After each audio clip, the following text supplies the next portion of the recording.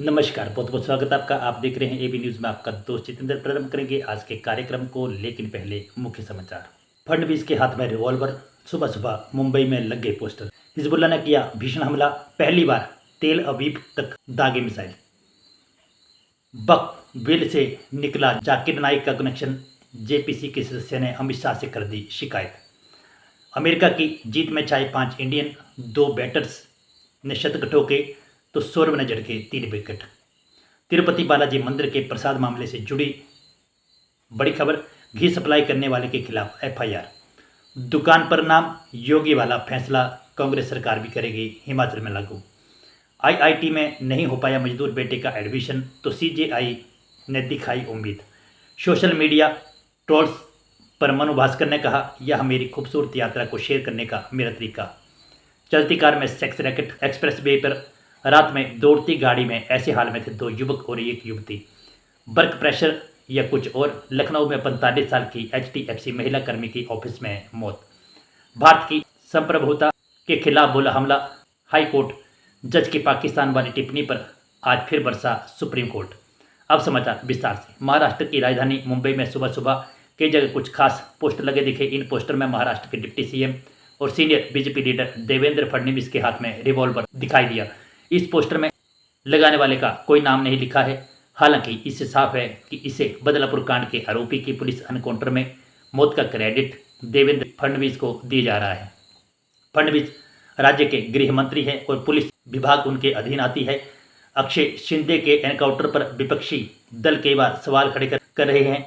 वहीं गृह मंत्री फडणवीस ने इस मामले की जांच के आदेश दिए हैं। अधिकारियों ने मंगलवार को बताया कि फोरेंसिक साइंस एक्सपर्ट की टीम ने पुलिस को बयान की जांच की, जिसमें शिंदे को कथित तौर पर गोली मारी गई। एक अधिकारी ने बताया कि शिंदे को सोमवार शाम उसकी पूर्व पत्नी की तरफ से दर्ज कराए एक मामले के सिलसिले में जब पुलिस वैन में लाया जा रहा था, तभी पुलिस कर्मियों में से एक की रिवॉल्वर छीन ली और गोली चला दी। इसके जवाब में पुलिस ने भी गोलीबारी की, जो उसके सिर पर जा लगी। आरोपी को अस्पताल ले जाया गया, जहां डॉक्टरों ने उसे मृत घोषित कर दिया। एनकाउंटर के दौरान एक पुलिस वाले के पैर में भी गोली लगी है।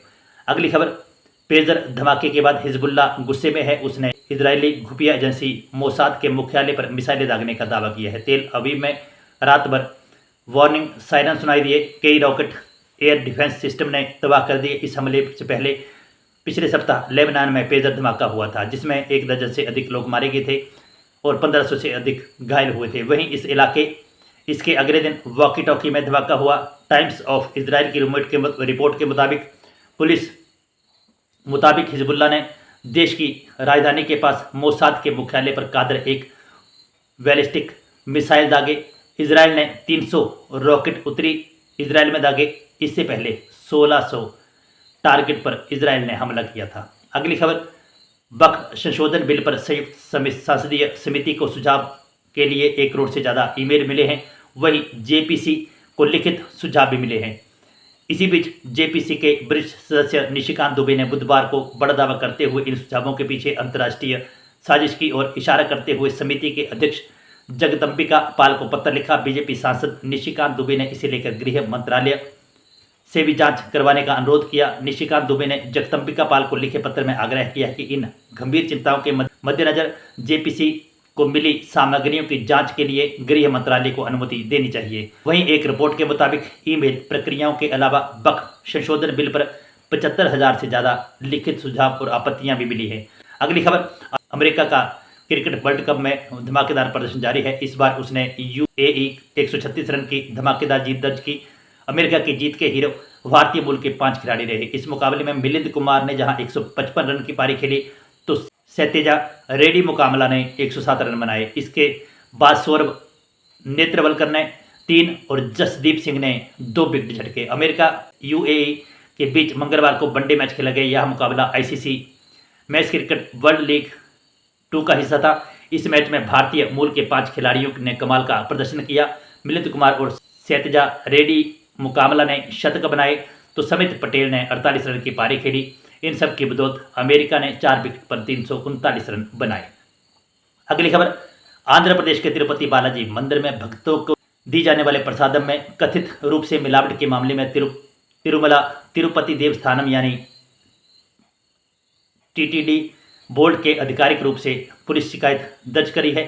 रिपोर्ट के मुताबिक टीटीडी के जनरल मैनेजर पी मुरली कृष्ण ने ईस्ट पुलिस स्टेशन तिरुपति में AR dairy food private limited Dindigul के खिलाफ शिकायत दर्ज करवाई है। इससे पहले सरकार ने वरिष्ठ पुलिस अधिकारी सर्वश्रेष्ठ त्रिपाठी के नेतृत्व में एक SIT का गठन किया गया जो इस मिलावट मामले में जांच करेगी। विश्व प्रसिद्ध तिरुपति बालाजी मंदिर के प्रसाद में मिलावट के मामले में सुप्रीम कोर्ट में भी जनहित याचिका दायर की जा चुकी है।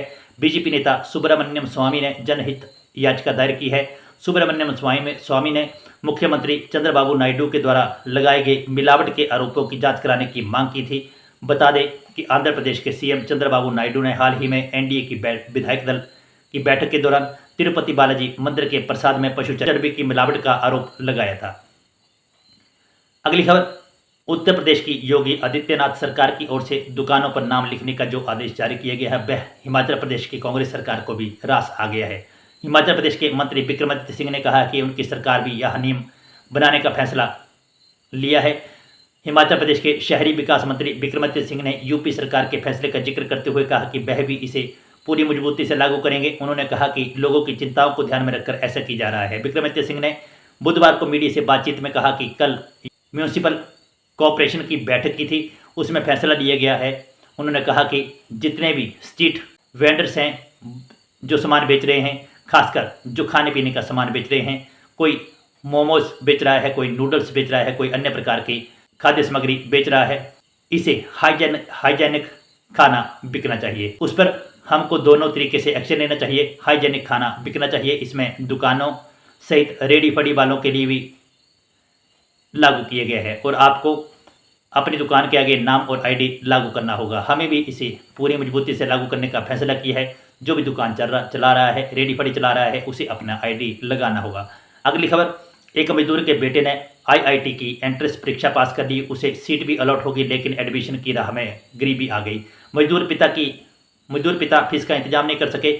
महज 17,500 रुपये की फीस न भर पाने के कारण उसका IIT में दाखिला नहीं हो सका। समय से फीस न भर पाने के कारण उसकी सीट कैंसिल कर दी गई।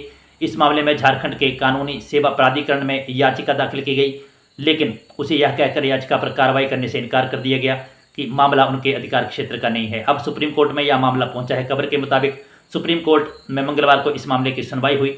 CJI DY चंद्रचूड़ की अध्यक्षता वाली पीठ ने मामले की सुनवाई के दौरान छात्र की परेशानी सुनी। उन्होंने छात्र को दिलासा देते हुए कहा कि IIT की कक्षाएं 3 महीने पहले शुरू हो चुकी हैं, लेकिन वो चिंता न करें, इस बारे में कुछ करते हैं। क्योंकि याचिकाकर्ता की सामाजिक पृष्ठभूमि का भी ध्यान में रखना जरूरी है, इसीलिए हम नोटिस जारी करना और उसके प्रवेश का ध्यान रखना उचित समझते हैं। अगली खबर, सोशल मीडिया का चलन है। हर कोई अपनी खुशी, बड़ी उपलब्धि हो, यहाँ तक कि गम भी हो, ऑनलाइन फ्रेंड और फैंस के साथ शेयर करता है, लेकिन कुछ लोग इसका गलत फायदा उठाते हैं और दूसरों को ट्रोल करते हैं। ऐसे ही कुछ पेरिस ओलंपिक की दोहरी कांस्य पदक विजेता निशानेबाज मनु भास्कर के साथ हुआ। पेरिस ओलंपिक में देश का गौरव बढ़ाने वाली देश की यह बेटी इन दिनों सोशल मीडिया पर सेंसेशन बनी हुई है। मनु ने ओलंपिक खेलों में 2 कांस्य पदक जीतकर इतिहास रच दिया। उन्होंने महिलाओं की 10 मीटर एयर पिस्टल और मिश्रित टीम स्पर्धा में कांस्य पदक जीता है। इन जीतों के साथ वह ओलंपिक के एक संस्करण में 1 से अधिक पदक पाने वाली पहली भारतीय एथलीट बनी हैं। उन्होंने खेलों में भारत के लिए पदकों की संख्या में पहला स्थान प्राप्त किया है।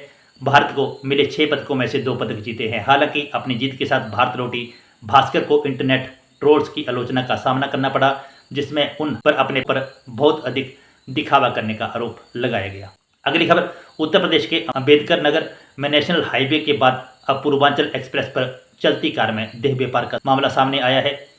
पुलिस ने कोलकाता से बुलाई गई युवती संग कार में एक्सप्रेस वे पर अवैध संबंध बनाते हुए 2 आरोपियों को पकड़ा है। पुलिस ने कार जब्त कर ली है, जबकि युवती समेत दोनों आरोपियों के खिलाफ केस दर्ज कर लिया गया है। गत दिवस बक्सारी थाना इलाके में नेशनल हाईवे पर चलती कार में देह व्यापार का मामला सामने आया।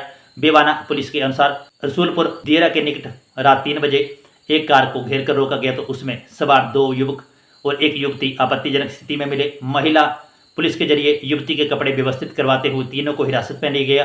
कार की तलाशी लेने पर आपत्तिजनक सामग्री पाई गई।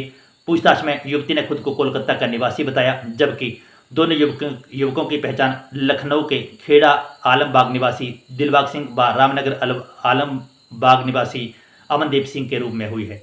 अगली खबर, उत्तर प्रदेश के लखनऊ में HDFC बैंक कर्मचारी की काम के दौरान संदिग्ध परिस्थितियों में मौत हो गई है। बताया जाता है कि महिला अपनी कुर्सी से गिर गई और तुरंत उनकी मौत हो गई। पुलिस ने शव को पोस्टमार्टम के लिए भेज दिया है। पुलिस आयुक्त राधा रमन सिंह ने बताया कि पोस्टमार्टम के बाद ही मौत के कारणों का पता चल पाएगा। रिपोर्ट के अनुसार उनके साथियों ने दावा किया कि वह काम के दबाव में थी।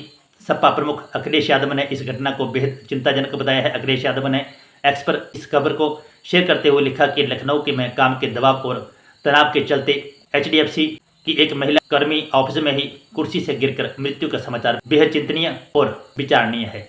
अगली खबर, कर्नाटक हाई कोर्ट ने एक जज द्वारा बेंगलुरु की एक कॉलोनी को पाकिस्तान कहकर संबोधित किए जाने के मामले में सुप्रीम कोर्ट ने बुधवार को फिर तीखी टिप्पणी हुई। इस केस की सुनवाई के दौरान आखिरी दिन शीर्ष अदालत ने कहा कि ऐसी टिप्पणी तो भारत की ही संप्रभुता के खिलाफ है।